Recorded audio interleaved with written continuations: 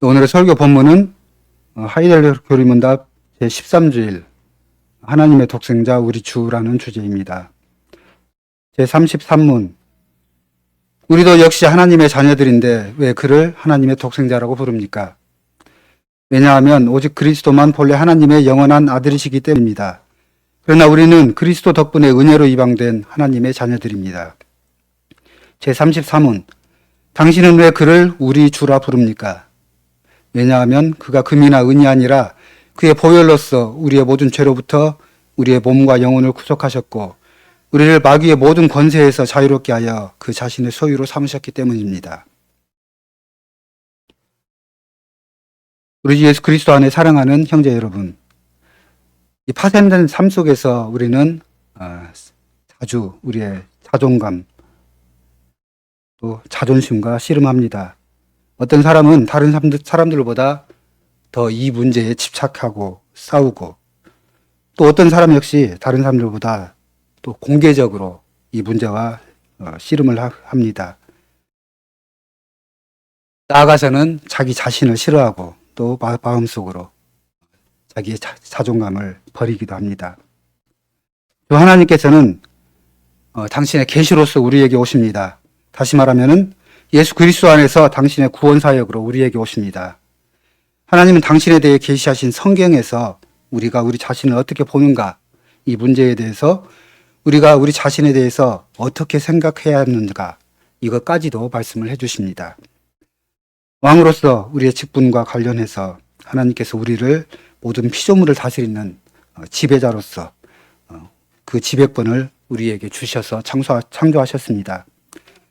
중요한 것은 우리가 우리 생각과 마음가짐과 태도를 통해서 이렇게 또 우리를 스스로를 바로 세우고 통제해야 한다는 것입니다. 이것이 오늘 제13주에서 고백하는 하나님에 대한 계시, 그리고 우리가 그 하나님 목전에서 매우 특별하다는 이것을 보여주는 그 근거를 우리에게 제시해 줍니다. 또한 이것은 우리가 우리의 자존감과 싸울 때 반드시 함께 고려해야 할, 항상 생각하고 있어야 할 문제입니다. 그래서 오늘은 하나님의 독생자가 우리의 주님이시다라는 주제로 첫 번째 이 고백의 심오한 내용, 두 번째 이 고백의 강력한 결과라는 주제로 주의 날 13주를 설교하겠습니다. 성경에서 예수 그리스도를 하나님의 독생자 이렇게 부릅니다. 예를 들면 요한복음 3장 하나님이 세상을 이처럼 사랑하사 독생자를 주셨으니 이는 저를 믿는 자마다 멸망치 않고 영원한 생명을 얻게 하려 하심이니라. 예수 그리스도가 하나님의 아들이시라고 이렇게 말하는 사실은 이분이 그리스도께서 참 하나님이시라는 뜻입니다. 그래서 하나님께 적용되는 어떤 품성이라도 예수 그리스도에게 함께 적용됩니다. 보편신경인 아타나시우스 신경에서는 이는 아버지의 율격이 하나이며 아들의 율격이 다른 하나이며 성신의 다른 율격이 계시기 때문이다. 그러나 아버지와 아들과 성신의 신성은 하나이며 그들의 영광은 동등하며 그들의 존엄이 동일하게 영원하십니다. 라고 고백합니다. 또한 새 일치신조인 벨직 신앙고백서 제1항에서는 그는 단순하시며 영적인 분이신데 영원하시고 다 이해할 수 없으며 보이지 않으시고 불멸하시고 무한하시고 전능하시고 완전히 지혜로우시고 의로우시고 선하시며 또 모든 선이 넘쳐 흐르는 원천입니다. 라고 고백합니다.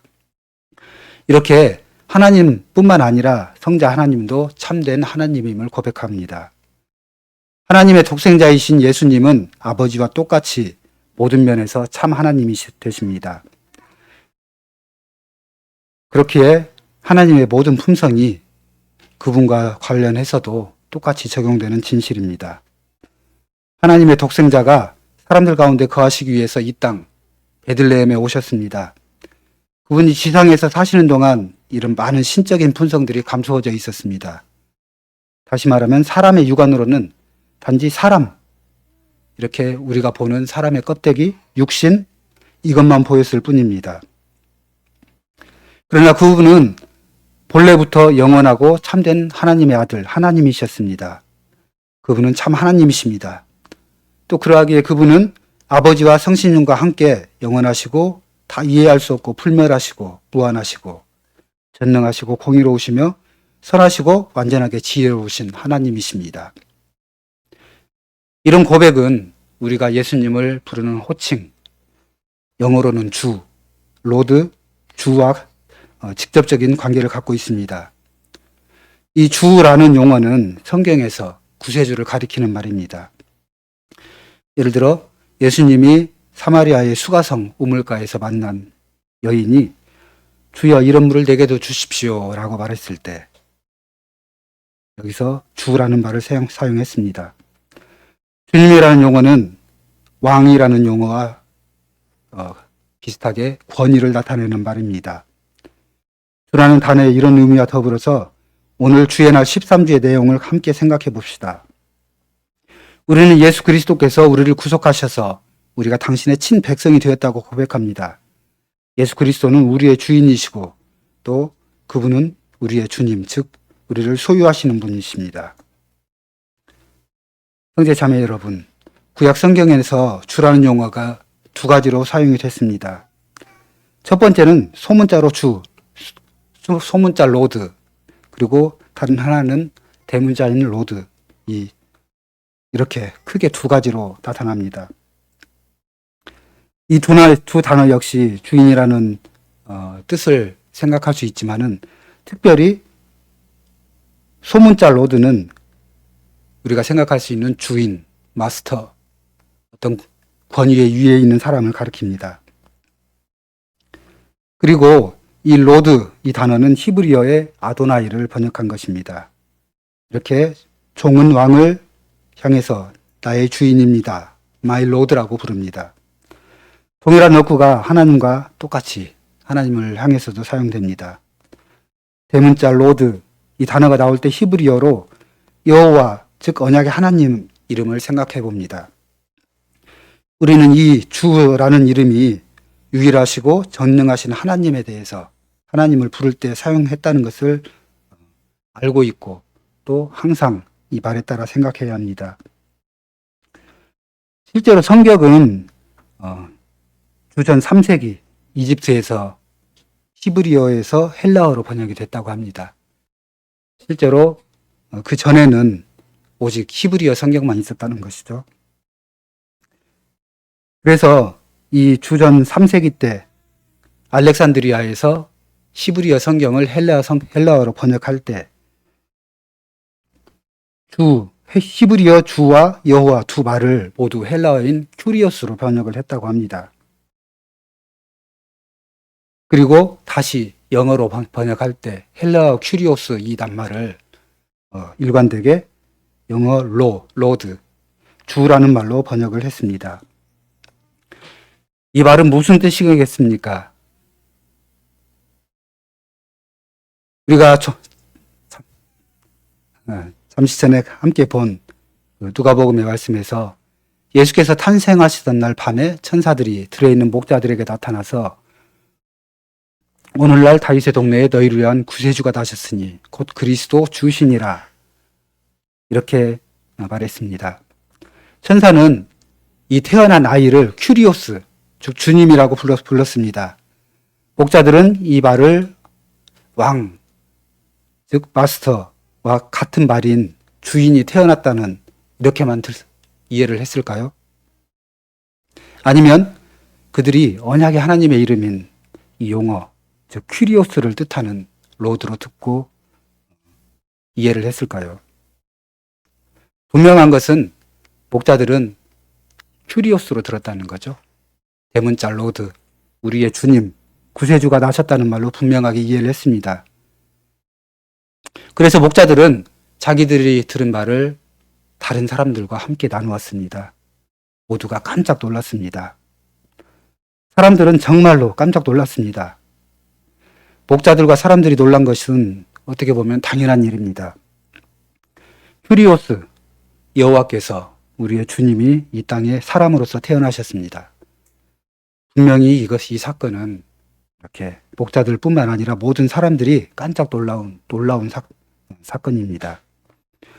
또한 마리아가 엘리사벳을 방문했을 때 엘리사벳이 이렇게 말합니다.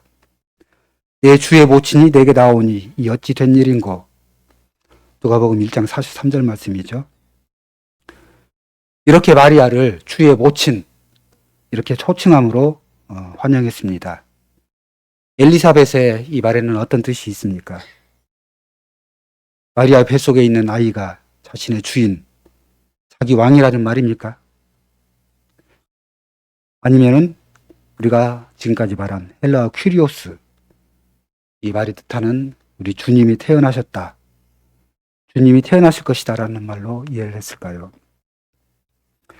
분명한 것은 이 엘리사벳도 목자들처럼 단순한 지도자 왕이 아닌 큐리오스, 우리의 구세주가 오실 것이라는 것을 확실하게 알고 고백했다는 것입니다. 다시 말하면 엘리사벳은 이 말을 통해서 여호와께서 친히 육신으로 오신다, 이 깨달음을 고백한 것입니다. 하나님의 독생자 성부와 성신과 함께 참 하나님이신 성자께서 사람으로 오실 것이라는 사실을 알았습니다. 그리스도의 사랑하는 형제 자매 여러분, 주님이라는 용어의 이러한 이해는 죄인과 맺으신 하나님의 언약이 무엇인지 대해서 우리에게 심오한 이해를 줍니다. 전능하신 하나님께서 에덴 동산에서 사랑의 언약을 맺으셨습니다. 다시 말하면 하나님께서는 당신의 사람들의 하나님으로서 친히 이 사람들과 함께 자신을 묶으셨습니다. 그리고 사람을 당신의 백성으로 삼으셨습니다. 그러나 사람은 죄 가운데로 떨어짐으로 하나님을 거부했습니다. 사랑의 언약이 깨뜨려졌습니다. 사람은 스스로 사탄과 동맹했습니다. 그러나 하나님은 영원하신 여호와 하나님이십니다. 하나님 당신이 하실 것이라고 말씀하신 것은 반드시 행하십니다. 당신이 하신 약속에 신실하신 여호와이시기 때문입니다. 하나님은 사랑의 언약을 체결하셔서 당신을 사람과 묶으셨습니다. 인류가 타락한 직후에 하나님께서는 이 언약을 계속해서 신실하게 이 언약을 유지하셨습니다. 다들 아시는 바와 같이 언약에는 약속과 요구 두 측면이 있습니다. 약속은 사람이 금지된 실과를 따먹는다면 영원히 죽게 될 것이다. 정령 죽으리라. 그러나 하나님은 사람에 대해 그들이 하나님이 되시고 사람은 당신의 자녀가 되기를 바라셨습니다. 그래서 주님은 여자의 후손이 백성이 받아야 할 그 형벌을 자신이 짊어질 것이고 또 그 결과로서 하나님의 자녀들이 무죄 방면될 것이라고 약속하셨습니다. 그렇다면 이 여자의 후손은 누구입니까? 여자의 후손 대신 죄를 속할 그분은 하나님의 아들 성자 예수님이십니다. 여호와 언약의 하나님께서 영원한 생명으로 선택하신 사람들을 사탄의 능력에서 구속하시기 위해서 당신의 아들을 세상에 보내셨습니다. 성자께서 이 땅에 오셨을 때 하나님의 아들은 여전히 참 하나님이셨습니다. 또 여호와라는 호칭이 그의 것이 되었습니다. 그래서 천사가 그를 큐리오스, 즉 여호와 구세주라고 불렀습니다. 하나님께서는 죄인과 맺으신 당신의 언약을 유지하시기 위해서 당신의 신실하심을 증명하기 위해서 스스로 세상에 내려오셨습니다. 예수께서는 33년 동안 참 사람으로서 지상에서 사시고 사역하셨습니다. 진실로 사람의 이목으로는 그가 육신으로 오신 여호와 하나님이셨다는 사실을 알지 못합니다. 사람의 눈은 단지 한 사람만 볼 수 있습니다. 죽은 자를 살리시고 풍랑을 잠잠케 하시는 그 사람으로서 말입니다. 그러나 그분은 여호와이십니다. 다시 말하면 언약의 하나님께서 육신으로 이 세상에 오셨습니다. 그래서 십자가 위에서 그분은 죄와 사탄과 싸우셨습니다. 또 끝내 승리하셨습니다. 갈보리 십자가에서 그분은 당신의 피로 값을 지불하셨고 또 우리의 죄를 완전히 사하셨습니다. 하나님의 백성을 사탄의 권세에서 건져내셨습니다. 여기에서 우리는 태초부터 당신이 맺으셨던 약속에 신실하신 하나님을 볼 수 있습니다. 그분은 여호와시고 신실하신 하나님이십니다. 예수님께서 죽은 자 가운데서 부활하신 후에 도마는 예수님을 나의 주, 나의 하나님이여 이렇게 요한복음 20장에서 말했습니다. 도마는 신중하게 하나님에 대한 구약의 개인적인 이름, 여호와의 이름으로 예수님을 불렀습니다. 여기에 주 하나님이 여호와, 즉 언약의 하나님이시라는 사실을 의미하는 바에 대한 영광이 있습니다. 정확하게 이 언약의 하나님이 신실하시기 때문에 구원이 도마를 위해 아주 확실하게 실행되었습니다. 그리고 그를 믿는 모든 사람들에게도 확실하게 함께 실행되었습니다. 도마가 예수님의 정체성에 대해서 고백하고 그 후에 하나님 아버지께서 승리하신 그리스도를 하늘로 올리셨습니다. 그리고 우편에 앉히셨습니다. 사도행전 2장 36절에서 베드로는 이스라엘 온 집은 정령할지니 너희가 십자가에 못 박은 이 예수를 하나님이 주와 그리스도가 되게 하셨느니라 하고 고백합니다. 이렇게 성자 예수님의 승천하심이 어떤 의미가 있는지 자기의 설교를 듣는 모든 사람들에게 말했습니다. 여기에도 다시 큐리어스, 주라는 단어가 사용되었습니다. 베드로는 내가 내 원수로 내 발등상 되게 하기까지 너는 내 우편에 앉았으라 라는 시편 110편을 함께 인용했습니다. 그리고 예수님께서는 승천하시기 전에 하늘과 땅의 모든 권세를 내게 주셨으니 라고 마태복음 28장에서 말씀하십니다. 그래서 요한은 주님의 말씀을 받을 때 그의 옷과 또 다리에 만왕의 왕이요 만주의 주시라 라는 글자가 기록되어 있는 예수님을 보았습니다. 사랑하는 형제 자매 여러분, 사도행전 2장에는 하나님께서 나사렛 예수에게 권위를 주셨다는 단순한 개념보다 더 큰 무엇인가가 포함되어 있습니다. 하늘과 땅의 모든 피조물을 다스리는 모든 권세를 받은 이분이 하나님의 아들 외에 어떤 분이겠습니까? 물론 여기에 천사들과 귀신들과 사람들과 또 바람도 다 포함이 됩니다. 이 모든 권세가 그분에게 주어진 것은 바로 정확히 그분이 하나님의 영원하신 아들이기 때문입니다. 그분은 큐리오스이시고 또 우리의 주인이시고 소유주이십니다. 그분은 여호와이십니다. 그리고 이 신부는 그분이 만왕의 왕이시고 또 만주의 주로서 당신의 직무를 어떻게 감당하실 것인지를 결정합니다. 그분은 오늘도 언약의 하나님으로서 우리를 다스리십니다. 그분이 세상 역사를 주관하시고 행하시고 또 기후도 주관하시고 우리 삶의 모든 면들을 주관하시면서 행하시는 것은 큐리오스로서 여호와로서 언약의 하나님이라는 그분의 정체성으로 전적으로 그분이 결정하시는 것입니다. 모든 시대에 있어 우리는 예수 그리스도가 우리의 주님이시라고 함께 고백합니다. 그리고 이 고백은 반드시 결과를 동반해야 합니다. 이 고백의 결과는 크게 보면 두 가지입니다. 첫 번째는 안전, 그리고 두 번째는 섬김입니다. 이렇게 예수 그리스도는 우리의 주님이시고 또 우리의 주인이십니다. 우리는 그분의 보배로운 소유입니다. 세계의 역사 속에 엄청난 재산을 지닌 그리고 지금도 많은 부자들이 있습니다. 우리가 어떤 소설이나 아니면 영화를 볼 때 이 사람들을 가족을 납치해서 많은 몸값을 요구를 하고 이런 경우를 볼 수가 있고 또 실제 역사에서도 종종 그런 일들이 많이 일어나기도 하죠. 이렇게 이 사람들이 유괴되는 이유가 무엇입니까? 정확하게는 많은 돈을 요구를 받고 또 그것을 지불할 수 있는 능력이 있기 때문입니다.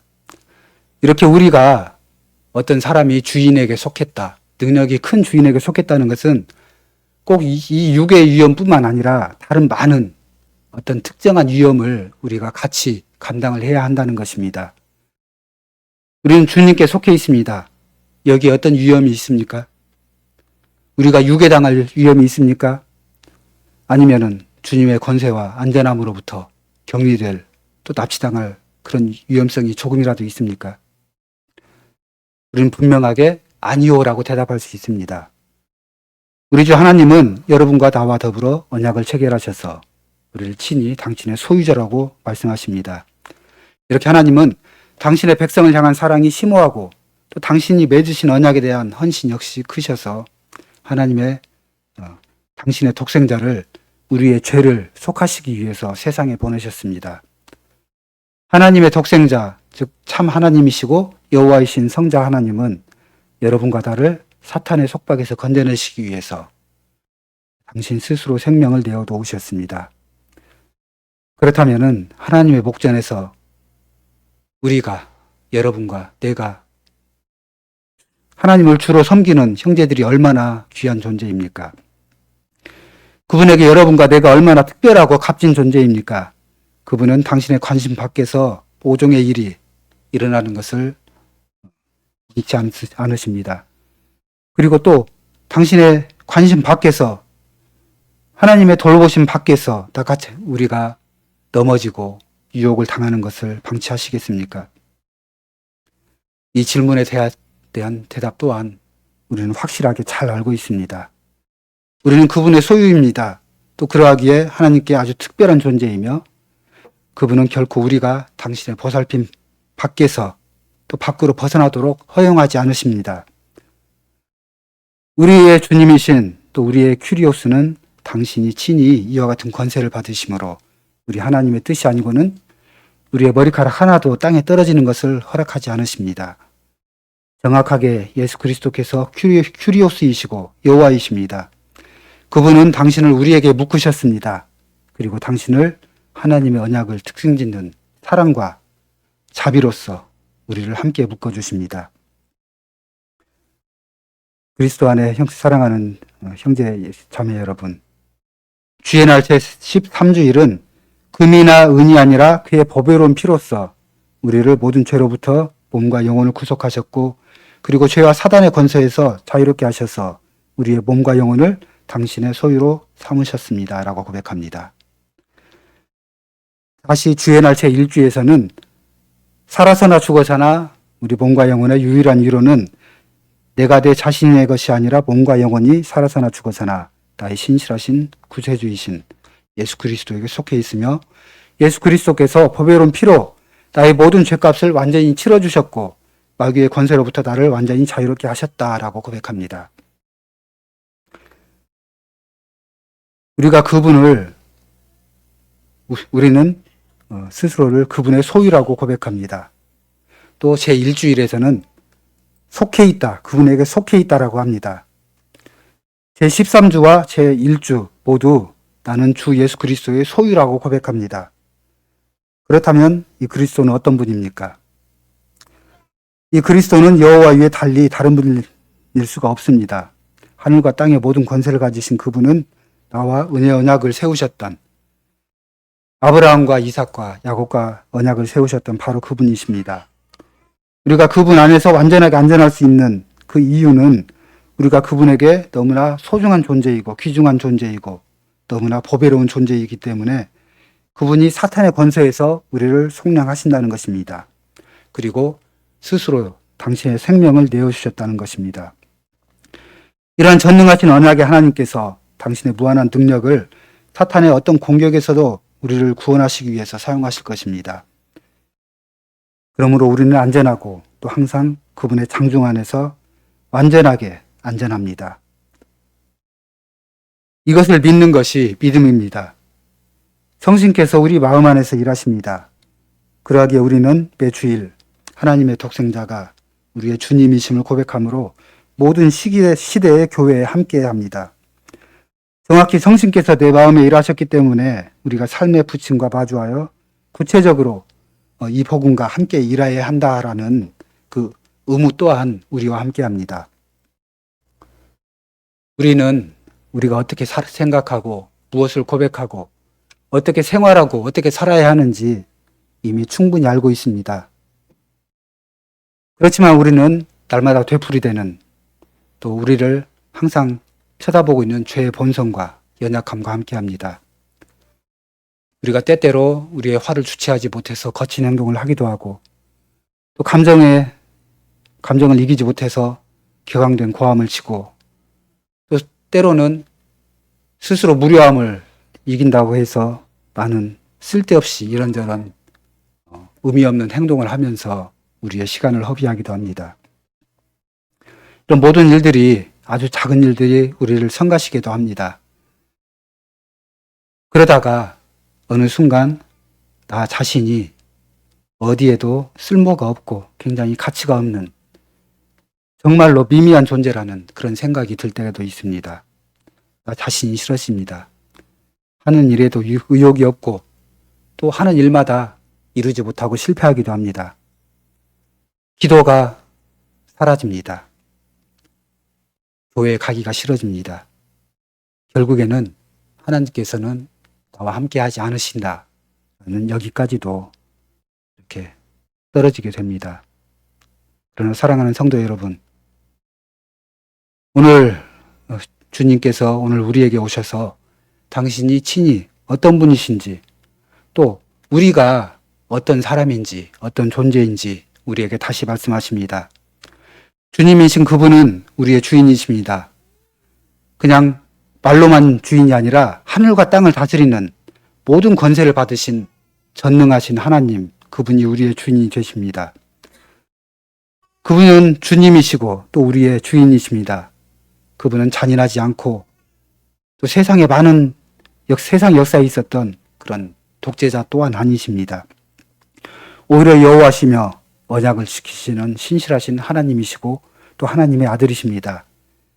그분은 당신의 생명을 우리를 속량하시기 위해 속전으로 스스로를 내어주셨습니다. 이와 같이 우리는 귀중한 존재이고 또 매우 귀한 존재입니다. 그렇다면 우리가 하루하루를 순간순간을 무가치하고 또 무익하다는 느낌에 빠져 있어야 합니까?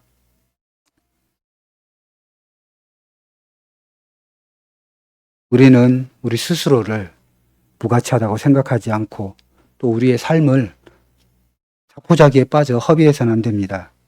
우린 성자께서 여러분과 나를 위해서 자신의 생명을 내어주실 정도로 하나님께 귀중한 존재가 됩니다.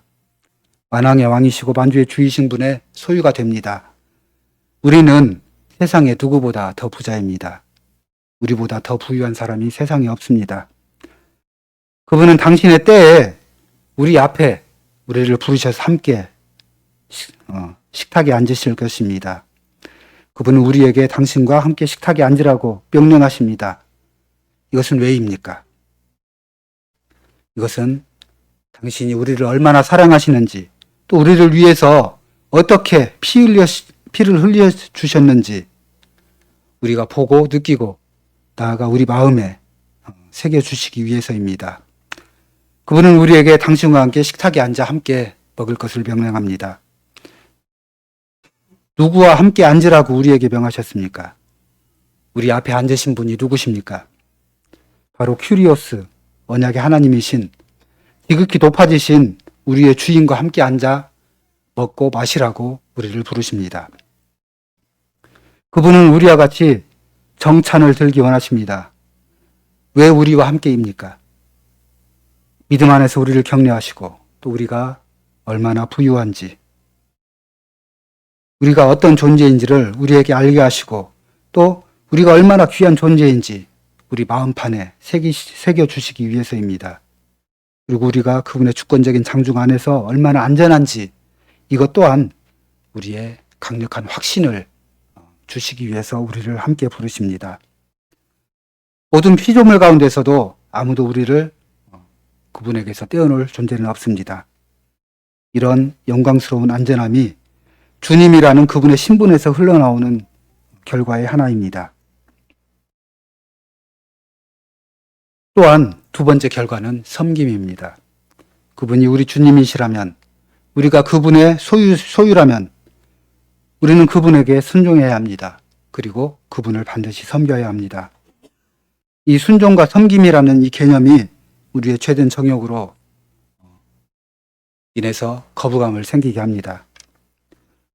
다시 말하면 어떤 일이든 우리 방식대로, 나에게 편한 대로 이렇게 행동하고자 합니다.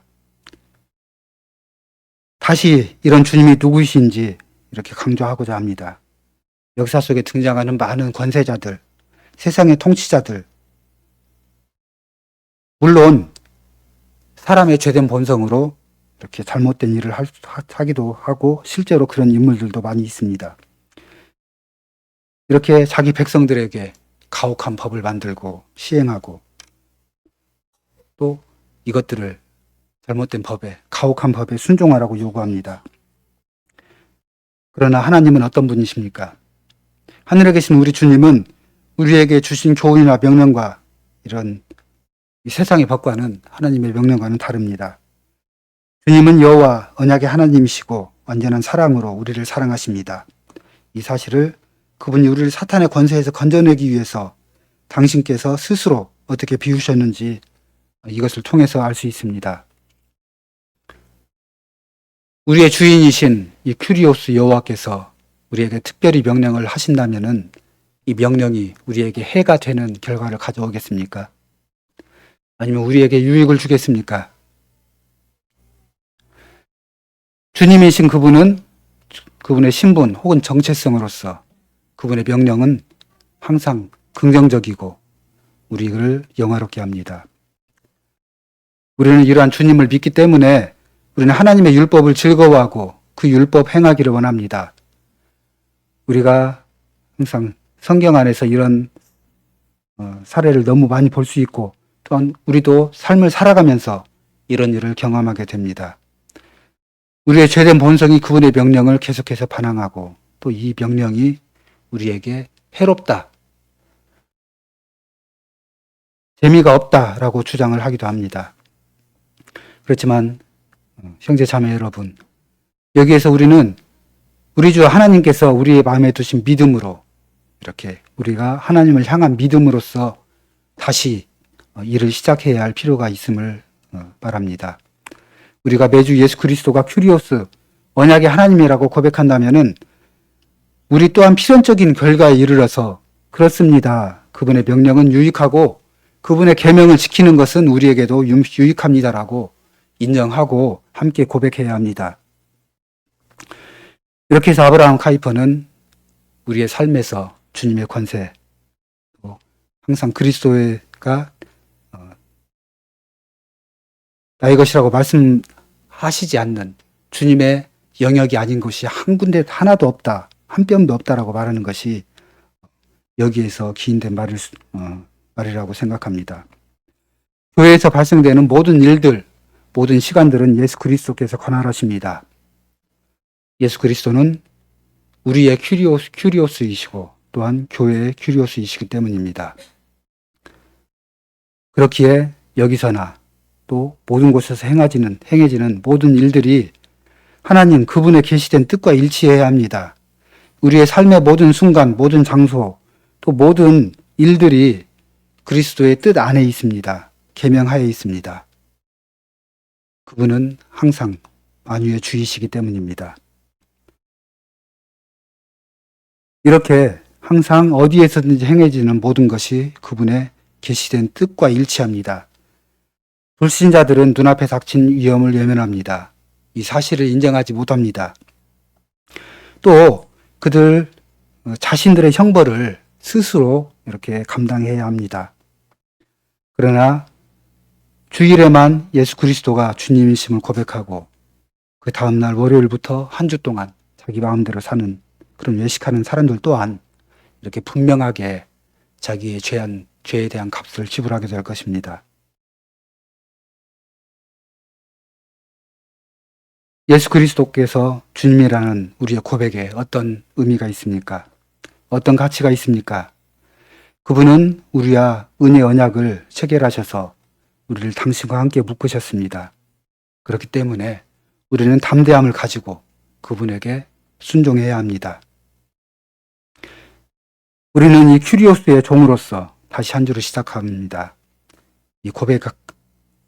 이런 고백의 결과로서 우리 일터 그리고 우리가 살아가는 세상 안에서도 우리의 큐리오스이신 주님이 우리를 안전하게 보살피시고 또 보살펴 주실 것이라는 이 사실을 우리는 확신하고 분명하게 고백해야 합니다.